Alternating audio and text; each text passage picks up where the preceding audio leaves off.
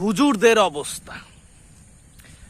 আমাদের দেশের হুজুররা, যাদেরকে আমরা প্রচন্ড সম্মান করি, মনে করি সবচেয়ে ভালো মানুষ তারা সমাজের, তাদের অবস্থা হচ্ছে এমন, তারা এক একটা এমন ভয়ঙ্কর হিংসুটে আর স্বার্থপর, লোভী, যা আপনি কল্পনাও করতে পারবেন না।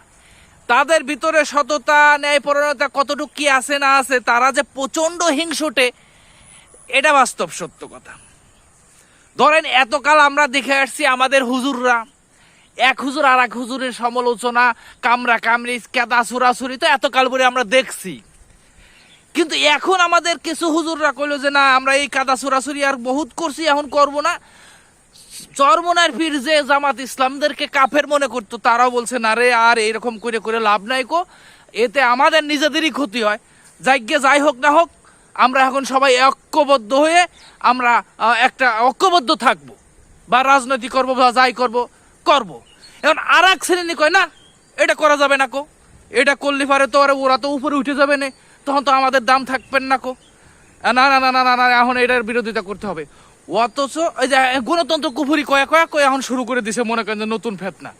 মানে সমালোচনা করতে হবে, একজন আর একজনের বিরোধিতা করতে হবে। এতকাল কিন্তু ওই ধরেন মনে করেন যে আপনার কি বলে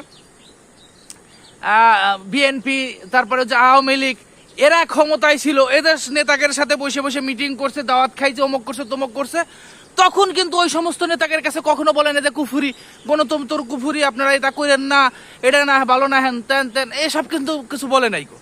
যেই মোল্লারা ক্ষমতায় যাবে বা রাজনীতি করবে ঐক্যবদ্ধ হয়েছে, কয় না রে, ওরা তো ওই আওয়ামী লীগ, বিএনপি, জামাত, অমুক তমুক, ওরা তো আর আমাদের প্রতিদ্বন্দ্বী না, প্রতিদ্বন্দ্বী হচ্ছে জামাত ইসলাম, ওরা ইসলাম, ঠিক আছে, ওরাও হলো আমাদের প্রতিদ্বন্দ্বী, ওগেরা কোনোভাবেই যাতে ওরা ঐক্যবদ্ধ না হইতে পারে, ওরা যাতে কোনো ক্ষমতায় কখনোই যাইতে না পারে, সেই জন্য কি করতে হবে?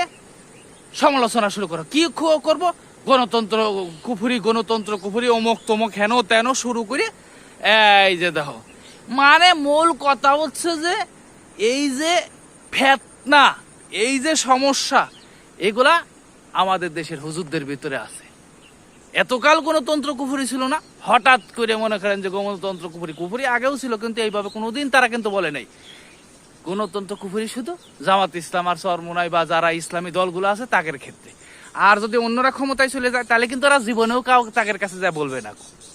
এই হচ্ছে আমাদের দেশের হুজুরদের অবস্থা।